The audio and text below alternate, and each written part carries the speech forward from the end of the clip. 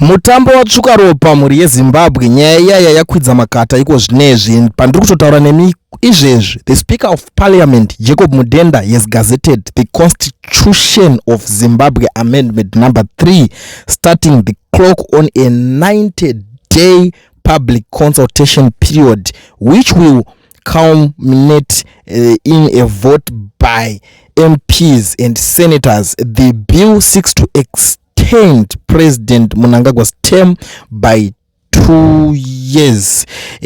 Ndisingadanyoda kutenderera kupedza nguva tiri kuti vamudenda vatozviita, asi pazvinhu zvavaita izvika ndo ravhurwa nekuti constitution isati yaamendwa.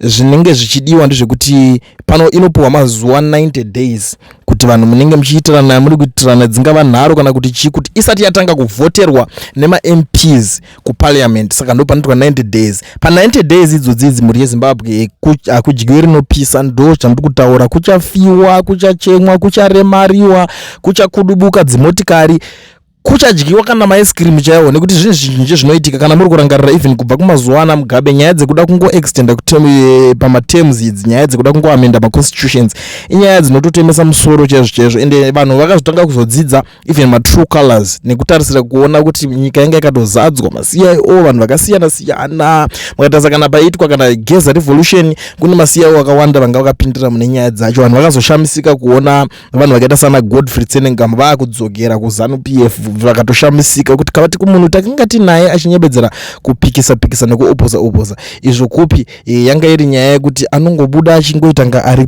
kupikisa, ari kuita sei, so that imi monzwa tsitsi mofunga kuti muri pamwe chete pane chinhu chamunenge muchironga. Saka iko zvinezvi pa 90 days dzapuwa idzi kuchaitwa zvakawanda, ticharasikirwa nevamwe vanhu vakawanda. Iko zvinezvi kuti chinhu chacho chakutonotanga kudai so matangira achiri kuita Mudarageza akafa achibheja kuti hazvife zvakaitika, asi iko zvinezvi vanhu vatori pakuchema vari busy kudoita zvimariro ekwaMudarageza and the likes of with people the likes of ana Saruwaka vakatobva vatofawo futi zvisinganzwisisike kuti zvakafamba sei muno muSouth Africa. Saka nyaya yacho iri kupisa, iri kunetsa, but regedzai tione kuti vamudenda zvavatanga izvi zvinopera mushe here. Ma MP after 90 days ndo panenge pachinenge chatotsva, vanenge vakutovhotera chinhu chacho. Saka panopera 90 days idzodzo pachingonzi patovhotwa zvinobva zvatopera. Chero vanhu veZimbabwe mukazoita nharo dzenyu kana chinge chapasiswa kwese panenge pachizonetsa. But regedzai tione nekuti pane nyaya imwe yandiri kunzwa izvezvi yekunzi Professor Love Mo Madhuku files application at the Constitutional Court on behalf of 6 war veterans seeking an order declaring Cabinet's approval of Constitutional Amendment Bill number 3 null and void and interdicting President Mnangagwa from asserting to draft law. Saka ava vane chikwata chavari kumiririra va Love Mo Madhuku chiri kunge chichizoramba zvinhu zvacho zviri kuitika izvi, but pane mazita akawanda zvawo ari kutaurwa ipapapa. Handizivi kana ariwo ma-war veteran acho, nekuti pama-applicant panapa tiri kuona uyo anonzi Ruben Zulu, Godfrey Gurira, Shorai Nyamangodo, Joseph Chinyangare, Digmo Knowledge Ndia, Joseph Chingua, and the President of the Republic of Zimbabwe ndo vachinge vari kurambidzwa. The Attorney General of Zimbabwe, that is Virginia Mabiza, ndo vanenge vari against these people vari kunge vachinoramba nadzo. Saka mazita andakupaya ndo 6 ma-war veterans acho andataura ipapapa vachange vari kupikisana nazvo, vatotanga kufambira nyaya dzacho kumatare dzimhosva. Handizivi kuti zvinozopera sei, nekuti iko zvinezvi tine tochema rimwe war veteran vaMudarageza ranga riri war veteran ranga risiri kusekerera zvisina basa rese, but these guys vabva vatongosumuka vakabuda pachena and vaenda through Love Mo Madhuku uyo anova the sharpest lawyer in terms of nyaya idzi dzekunana dzema-constitutional chinchi idzi.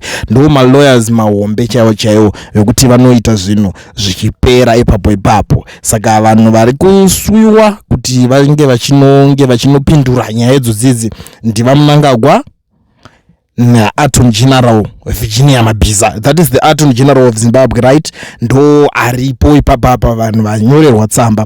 Saka mazita ndo anda kupai just in case ndo zoti vanhu munokwanisa kunge maita kukanganwa. Ndati pana Ruben Zulu ndo first applicant, Godfrey Gurira second applicant, Shorai Nyamangodo third applicant, Joseph Chinyangare fourth applicant, Dig More Knowledge Ndia fifth applicant, Joseph Chingua sixth applicant. So ndo vanenge vachinge varipo ende vari kutarisirwa kuti varesponde ndivamunangagwa navavirginia Mabiza. Ndo mamiriro akaita skillful racho.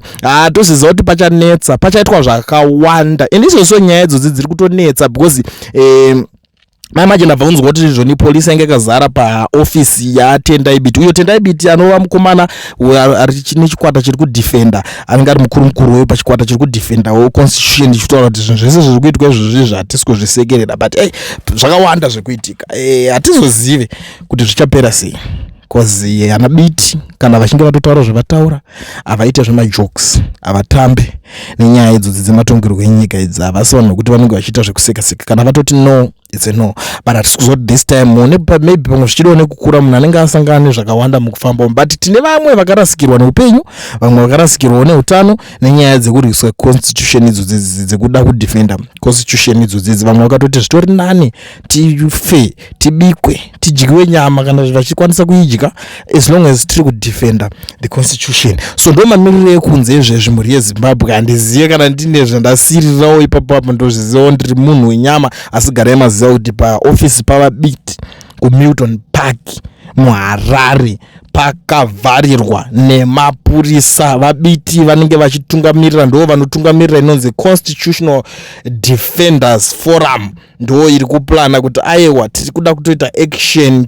kuti tirambidze zvekuamendwa kwemaconstitution aya ari kuzobenefita kuti vamunangagwa vange vachiextenda term kusvika ku2030. ndo nyaya yakamira iripo izvezvi paHarare. kuHarare kuri kupisa, I don't know, and I never thought kuti pamwe zvichida ndo zvichange zvichizoitika ipapapa, but yo tiri kuzviona kuti mahwani.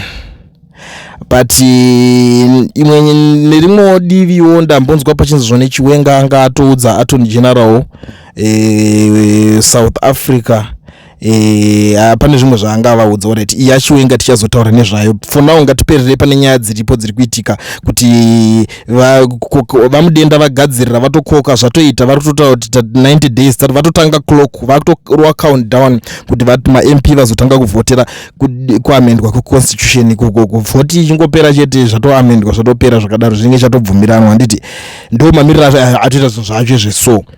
paBiti ndataura tikati pakakombwa ndo mamiriro acho. Muri yeZimbabwe yamakateerera ndo Kulian TV, chivhiti chisingaselect, chisingatye. Kana uchida kugara uchiudzwa nyaya dzese dzine zichiitika muZimbabwe, ma-updates ese akakwana, gara wabata pana paKulian TV. Make sure wakasubscribe, tell a friend to tell a friend, ana mbuya ana mai vari kumusha vanyise mune hama dziri kuZimbabwe everywhere. I know kuti most of the people who are watching this channel are in diaspora, tikutaura na UK, America, Australia.